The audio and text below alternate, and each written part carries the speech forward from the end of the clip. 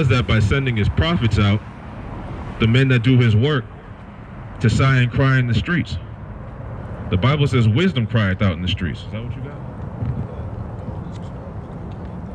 Yeah, wisdom crieth out in the streets. That's the whole purpose of this thing. There's a million other things we could be doing on a Saturday night. Go ahead.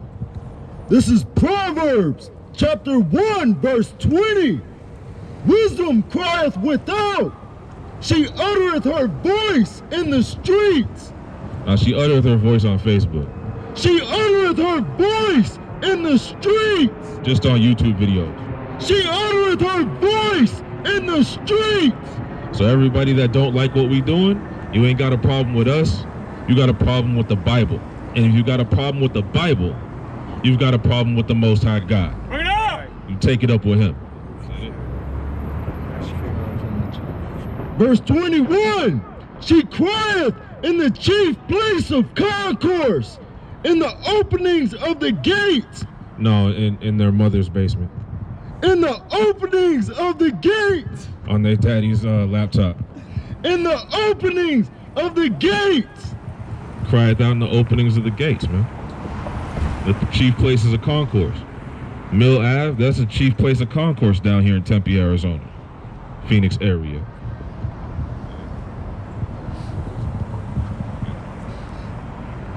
How long? Wait, slow. In the city she uttereth her words, saying, how long, ye simple ones, will ye love simplicity? And the scorners delight in their scorning. So how long, ye simple ones, will you love simplicity? You know who loves simplicity? Your average, everyday Black, Hispanic, and Native American man, woman, and child. What do you think the majority of our people are doing on this Saturday night? Whole bunch of folly. Whole bunch of nonsense. Some were getting high, some were getting drunk, some were dealing with somebody else's wife. Some were dealing with a man that's not her husband. All kinds of nonsense. And that's what we come out here to warn our people against. The same things that the prophets of old came out to warn our people against back in those days. And the disciples warned the people about back in those days. There's nothing new under the sun. It happened then, it's gonna happen now. And what you're seeing is history repeating.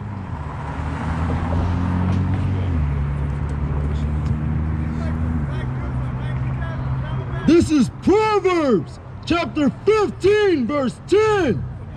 Correction is grievous unto him that forsaketh the way. Hold on a second. What's going on, brother?